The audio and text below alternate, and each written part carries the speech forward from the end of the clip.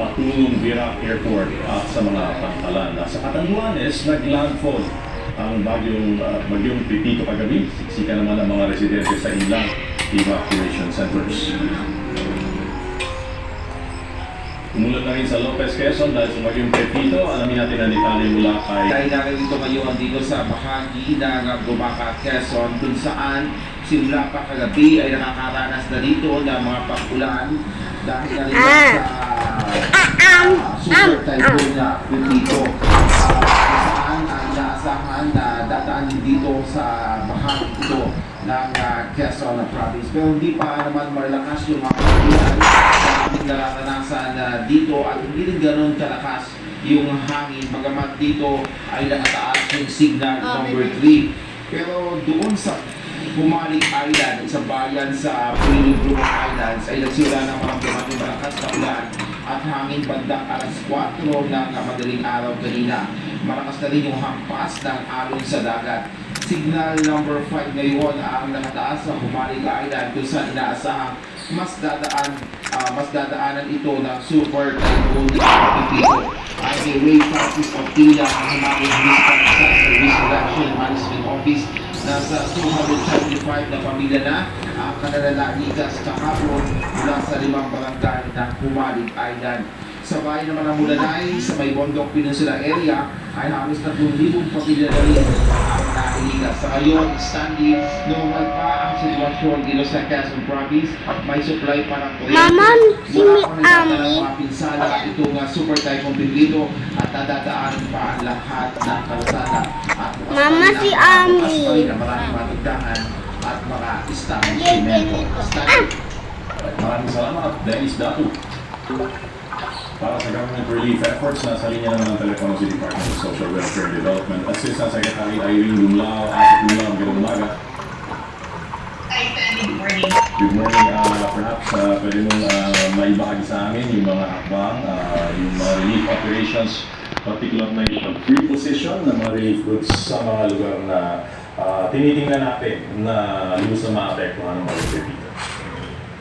Yes, Stanley, actually Thursday or Friday, palang nakapaghanda na ang Department of Social Welfare and Development.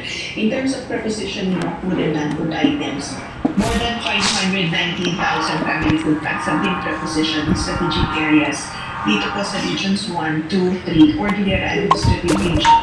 Likewise, in Quezon Province in Calabarzon, Catanduanes, Camarines Sur, Camarines Norte, and Albay in Region 5, and likewise in Region 3. On the SWD Secretary that we have sufficient supplies in these areas that have been identified that will be potentially affected by Typhoon Pepito. In addition to that, meron tayo family food pack na produce sa Visayas Disaster Response Center na pinadala na rin natin to reinforce the current stockpiles, particularly in Region 5 and Region 8. So nadagdagan pa itong mga family food packs na to while nagkaroon ng slight delay para makarating because nasa Allen Port na ito because na-stop yung pag-move ng mga vehicles doon sa port natin ay we decided to put it in our Allen warehouse sa Northern Samar. But definitely, naman mga ito, we will use to reinforce na yung mga stockpiles that we have already prepositioned in the areas that I just mentioned. In addition to that, we would like to mention that our field office 5 o yung Bicol Region ay nagkakapit na rin po ng tulong dun sa mga strandees in various ports in the region wherein we have assisted more than 3,500 strandees. Ngayon din po, we provided meals and non-food items to them.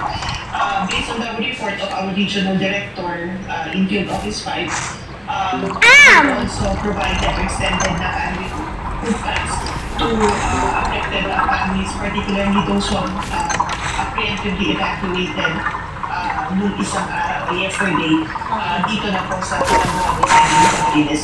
So, based on the report, total cost of humanitarian assistance extended have already reached more than 618,000. And itong pong bilang na ito, definitely ay mag-i-increase pa. Yes, as in lang, marami na nakapag-pre-position relief goods lalo sa mga areas na nakaranas ng matinding pagbaha ng mga nakaraang bagyo.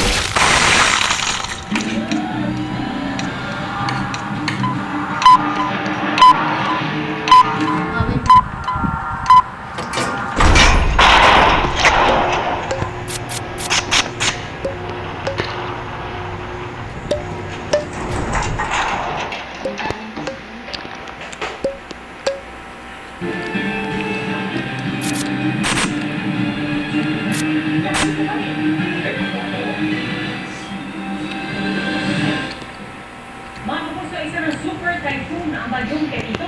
Nauna sinabi na pag-asa sa bukas ng umaga. Asahan din po malalakas sa ulan, hangin at dahil sa labas ng landfall point ng bagyo. Ay sa pagkakalakas ay maghambat din sana at may banta sa buhay at kaligtasan ang maging sitwasyon sa Northeastern Bicol Region. Ang nakatuto, dinapagkayan ngayon ang Catanduanes kung saan posibleng landfall ang super typhoon ng Pepito. Mabagsik na po ang dagat doon at kahit sa lugar sa Bicol kinakatakot ng ilan ang pagdasa ng tubig mula sa dagat. Nakatutok si Bernadette Reyes.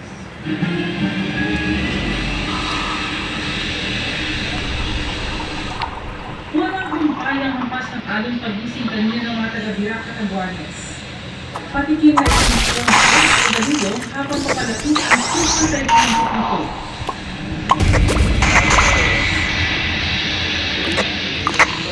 Kahit ang fire truck na ito ay nagpapot para maligas ang mga residente, halos lamig na lamuhan ng alon.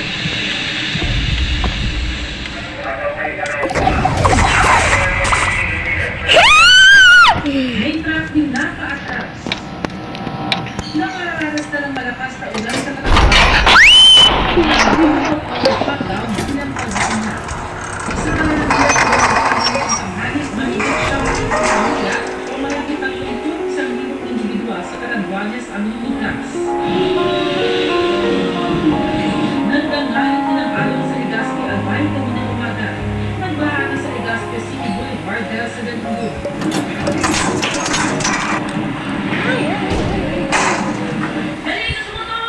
Sa TV Albay, pinatakot ang mga residente ng mabilis na pagdagasa ng tubig. Sa isang kapilya na may nakabuloy pa, hindi pa kumakapala ang kabao. Mabilis na tumaas hanggang binti ang baha at pumasok pa sa ilang bahay. Sa Pulangi, napuno ang isang mall doon na nakainulikas para lumipot ang tubig. Malalaki rin ang alon sa dagat sa baybayin ng Sanay sa Camarines Sur. Para sa GMA Integrated News, Bernadette Reyes, nakatito, 24 oras.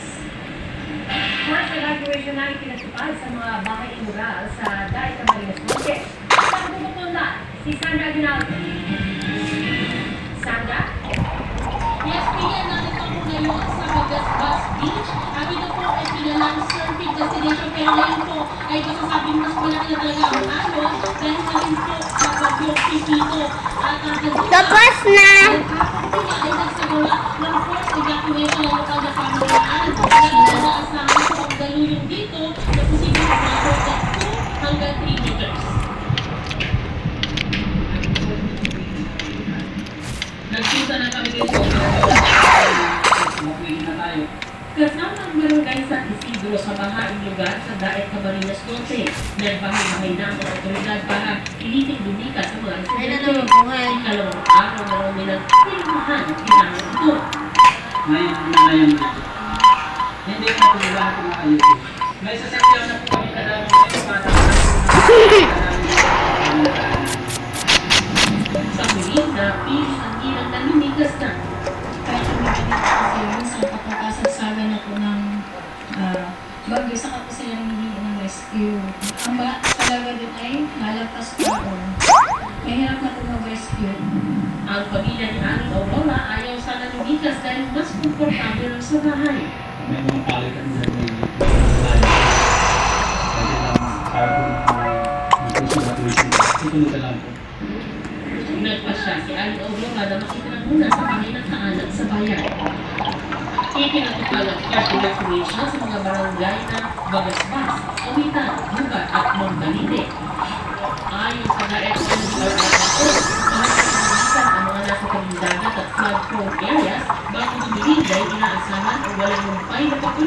Simula ngayong gabi, magbukas. Hindi daan sa aming mga pero nasa inner wall kami, wala akong ano.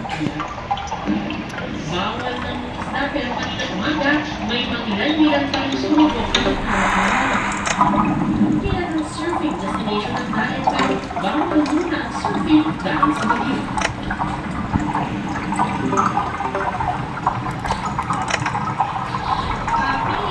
Dito sa ating pinalalagay, makapita nyo yung malakas na araw ngayon. At sa Camarines Sur naman, pagkamula sa Naga City, ay nagpatupad ng curfew simula tanghali ngayong araw. Until further notice, ayon kay Mayor Nelson Ligacion, kailangan manatili ang lahat sa kanilang mga bahay o evacuation center.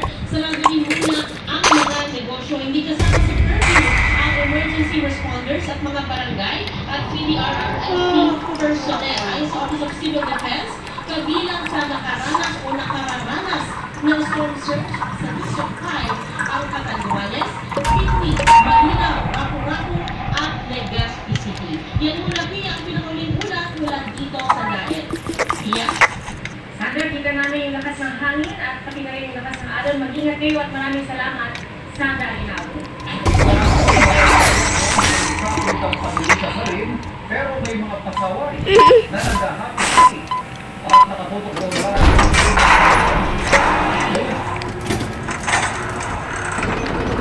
Ilang patuloy na naglulot ang police dito sa mga coastal barangay sa Pagkakoyan na Quezon. Kasama nila, iba pang mga emergency responder para makakawala ng natiwang mga residente sa harap ng natirang forced evacuation dahil sa bagyo dito. May mga may sakit, matatanda, at mga bata.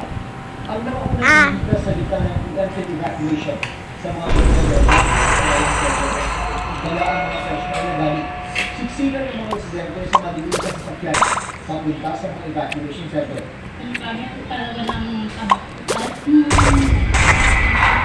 Kasama ni Aling Corazon na maagang bumikas sa kanyang kapatid na may malubang karamdaman. Ang hirap na ako yung ganun talaga yung nakakapit ko. Ay pagbuka. Kasama naman sa pagbikas pinilihan ang limang anak ng mga menor de edad pa. Ang puso, itong buwang tulong lang.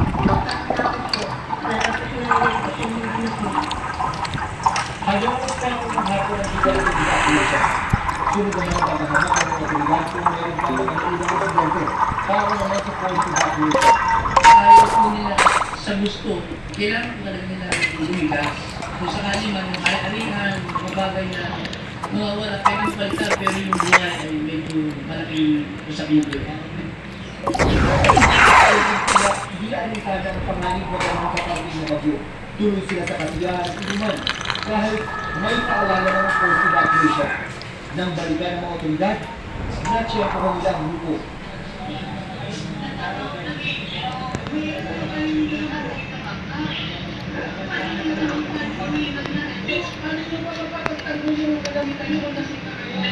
Wala nang panik-panik, pero kapansin-pansin ang mga pagpila sa mga ATM. Hindi na namin. Siyempre dapat tayo handa. Para makapaganda kami kung ano yung kailangan na dapat namin gawin. Iban, wala pang ulan at hindi pa malakas yung hangin dito sa Pagkakoyan Quezon, pero walang dapat magpagkapante yung mga residente dahil kung bayan nito ay kabilang sa mga lugar dito sa Quezon na nasa ilalim ng resido ng mga dahil sa Ingat kayo dyan ang inyong good stay. Maraming salamat sa inyong generasyon. buong taon pa lang ang mga ng Bagyong Christine, pero kailangan na ulit nilang lumikas dahil sa banta ng Bagyong Pepito. At nakatutok doon live. Joseph Mo. Joseph. Ilan yun pa lamang nga ay nagkusa na nalumikas yung ilang mga residente ng Laweng Batangas at Tinabaan ng isang buwan lamang. Sa Barangay Poblacion 3, Laweng Batangas, sa pagpapaligid, ang galamot ng residente sa Tinabaan habak ng politik at mga punong kahoy na pinatunda at inanod ng baha. Ang mga pulis, pinakipusapan na mga residente lalo na yung kanilang babae ni Bernal Lumikas. Ano po, nakakalitan po namin. Nakakatakot ako, hindi ko naman natin ako sa iyo. Ready pa rin. Para po hindi na po nangyari yung katulad sa nangyari ko yung sa Bagyo Christine. Ikamulang Grace, dito sa Batangas, ang hinatakbo ng pag-isipin na nalasa sa dito sa probinsya ng Batangas. Ngayon, ito ang kaibukan sa Laurel, ang binabantayan ngayon ng mga otoridad para sa posibleng epektuhan ng bagyong Tito dahil hindi kasi ngayon pa lamang bumabangon ang mga sagalito. Ang mga pagtuhusan sa ibig temporary days matapos mawasak ang tulay, pinanggamuhan ng mga taga-Philippines para hindi nagalan ng tubig sakaling bumaha na naman. Isang buwan pa lamang na nalalasang bagyong Christine sa Batangas. Marami sa mga bahay na yuga pa sa nakaraasang baha. Sa Lulo, sawa na kalilikas nung bagyong Christine na pastao ang baha sa kanilang bahay. Kakalinis lamang nila makaback to zero na naman kung tatamaan ng bagyong Pepito. Gusto lang po kami nananalig. Kung sana nawa ay lumilis. Huwag na tumama dito sa kalupat. Para po pare-pare yung gas. Makikituloy muna sila sa kanilang kamag-anak. Sa mga eskwelahan naman sa Barangay Las Islas sa 4 pamilya, ang naging 200 mga residente ang doon na magpapalipas ng bagyo.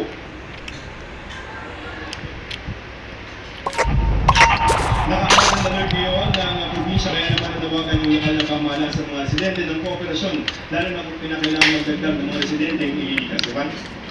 Ingat, maraming salamat, Joseph Moore. May mga pinakumbalang puno sa isla sa hangin at ulan. Ang mga kasama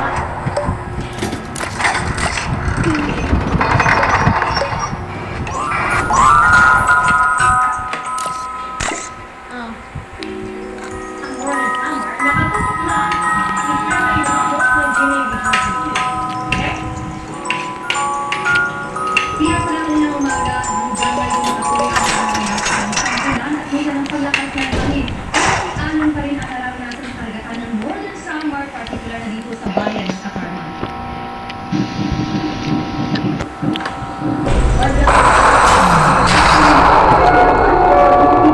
Sa Eastern Northern Samar. Lasong tinidya ramdam na ramdam na dito sa bayan ng Kalapan, Northern Samar. Ng bagyong Pipito, kaya naman, dahil sa lakas ng ulan at hangin, ilan sa mga puno ang natumba na at nakanggalang na sa daan. Sa bayan ng Pambuan, naging bakal ang mga ulan ng salty, pati mga yero na nagsiling bakit sa isang construction site. Nakangbalang sa daan ang ilang kalakal ilo na nilipad ng hangin. Ilang mga ginagawa ang nawala ng kuryente, pero bagal ang nagdala na nakapuna. Nakapalito lang sa wala ng force evacuation ng RRO sa Eastern Samar, lalo na sa mga nasa coastal at local rivers. Ang Eastern Samar PDRRO, nasa sarili pamilya ang sa pilitang nililikas, gaya sa bayan ng Cadavid. Mga 3 o'clock nandito na sila. Dahil yung barangay Labis na nilakasan at saka coastal area facing Pacific Ocean. Kabilang din sa ilikas ang mga hayop. para hindi safe siya. Tapos baka kasi pang makakako. Tsaka may tubig. Dito sa kalsada. Sa Northern Samar, mahigit itong dito siya niya at inalikas simula kahapon. Wala na bang nagkakalang landslide at sa probinsya. Kaya dahil nakatuloy ang naranasang masamang panahon kaya panawagan ng Northern Samar PDRMO sa publiko lalo na yung mga nakatira sa Talisapa at naging dagat na huwag makampante. Kaya, Maraming salamat. Regional TV. Tapos may epekto ng super bagyo sa dito. Yan, tinutuan lang. Dito lang. Dito? Piyak-piyak ng pamahalaan na handa silang tulungan ang mga kababayan nating maapektuhan ng pagugupit ng Super Typhoon Pepito. Isa-isa lang tiniklop ang mga billboard sa Metro Manila. Sumagot ang kahanda ng Disaster Risk Reduction and Management Office. Sa Maynila, nakahanda ng rescue boats na gagamitin. Sinuspindi na lahat ng klase sa lahat ng eskwela ngayong gabi at bukas. Sa Quezon City, nilinis na mga kanal para hindi maging dahilan ng pagbaha. Apela naman ng MMDA, LTO at LTFRB. Kung hindi importante ang lakad, huwag kang lumabas ng bahay. Si DILG Secretary John D. Remulla muling nakiusap sa mga nasa coastal areas ng silinis na. Hindi raw ito biro. Hinihikayat niya mga local chief executive na maapektuhan na suspindihin ang pasok all levels sa Lunes. Sa news forum kanina, sinabi ng Office of Civil Defense na naghahanda sila sa worst case scenarios. Mas maganda na yung size na ang paghahanda kaysa makulang. Posible rin daw umabot ng 3 metro ng storm surge.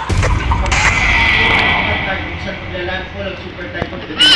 Kung titingnan natin itong area of probability, we're not ruling out the possibility ng actual scenario dito sa may bandang eastern coast ng Camarines Sur o Albay sa parehong oras. Ibig sabihin, dito tayo sa Catanduanes.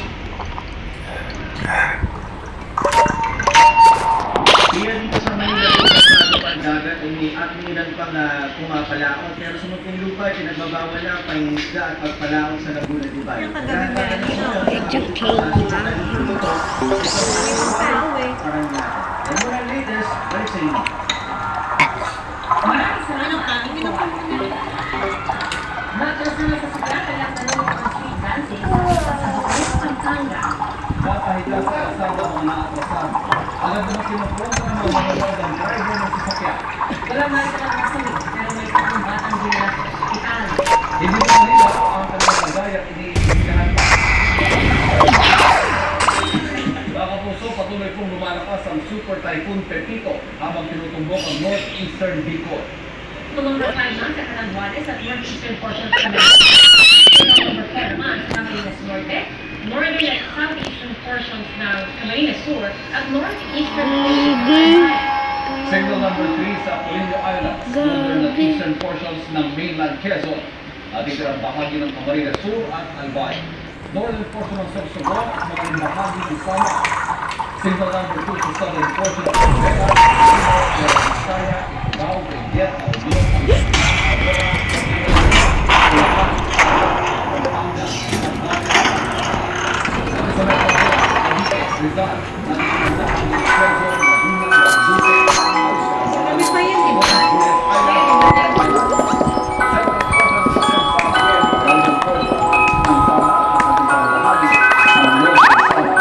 Signal number 1 naman sa mainland Cagayan. Bayan, Kalinga, Angra, Quezon Province, Iloilo, Batangas. Anyway, unahin na muna natin ito ha. Si Jonathan Maestrado, yung latest dyan sa SPG. Jonathan, morning.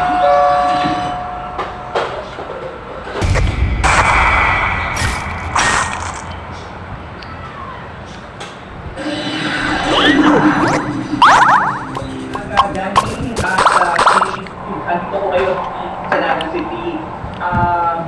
Tinanggal ko yung sombrero ko kasi akala ko medyo umaambon na naman. At pero tuloy-tuloy pa rin po yung bukso ng hangin sa mga oras na ito. At kinupupus na natin ang Camarines Norte kasi bumakan, malapit, bumakan ang matang Pepito, malapit sa may sanang Island. Dahil Sid, matindi ang pinsa ng bagyo sa Kalagwa. Bakit sa video na ikinapamig at may hagi na isang silver bang nakanasap. Ito yung mga pagkakalagay, ito yung mga bata na training ng PDRRN po sa pag-responde sa kalamidad. Mahina ang signal sa lugar kahit maganda ang panahon sa Kalagwa kaya napakalaking tulong na naipadala ngayon may bagyo yung Jupiter Cirillo. Yung video na napapanood ng ating mga servicio sa teletransfer video kung saan makikita ang pagpapalos ng malakas na hangin na may kasamang ulan sa mga puno gaya ng inyong dyan sa Calagos Island. Nasa 4,000 ang individual sa Calagos na binubuo ng 3 barangay. Sabi ng PDR ang mga kandidatura na kapagtuloy sa hapon sa mga konkretong gusani ng mga paaralan sa isla ang mga residente. Sa bukas pangaliban sa Marinas Norte naman pero buti na lamang ang low tide ngayon ay hindi gaano sa sinuwal yung mga pero malakas ang hangin. Sa pangaliban kasi Norte ay halos nakatapat lang din sa group of islands kung saan bahagi ang lumapit na ang bagyo. Ayon kay Councilor Artemio Andaya Jr. na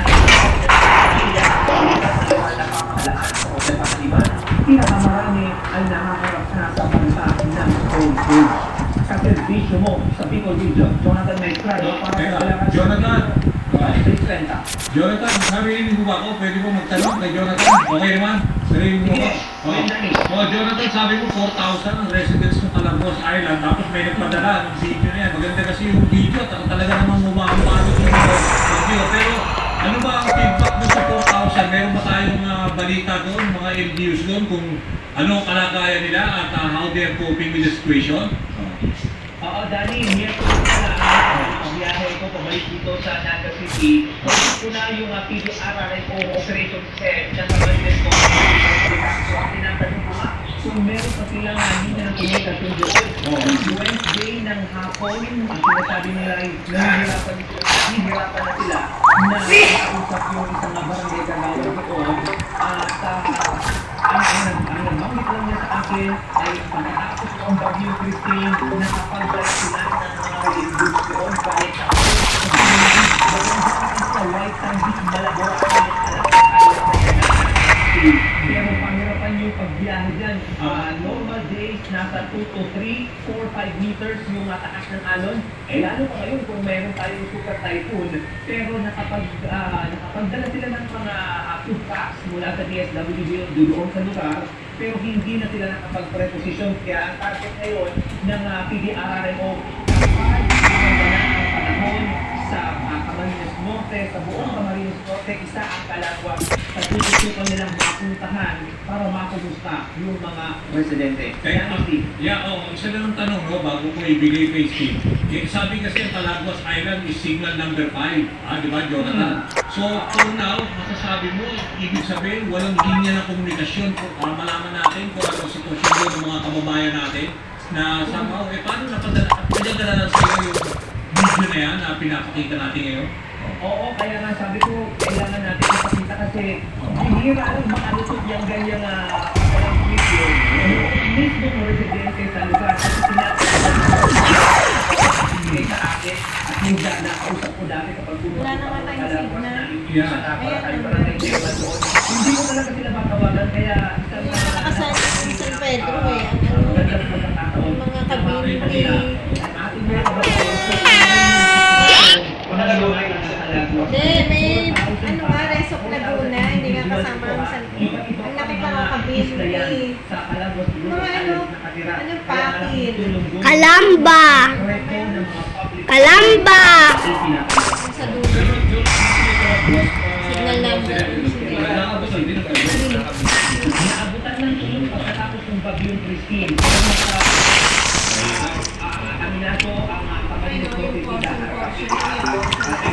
hindi sila nakapag-preposition kasi na yung alon para Thursday pa lang papunta doon. So, kumbaga, priority na mabigyan ng tulong ang mga kababayan natin, mga kaservisyo natin sa Calagwas sa mga susunod na oras. Pero, dahil kasi dumanda yung panahon, nandiyan pa yung Purillo Islands, malakas pa rin yung alon, so medyo matagal-tagal, ng kaunti lang naman, so nakapunta doon, nasakay ng baka. So, bali po naman, yung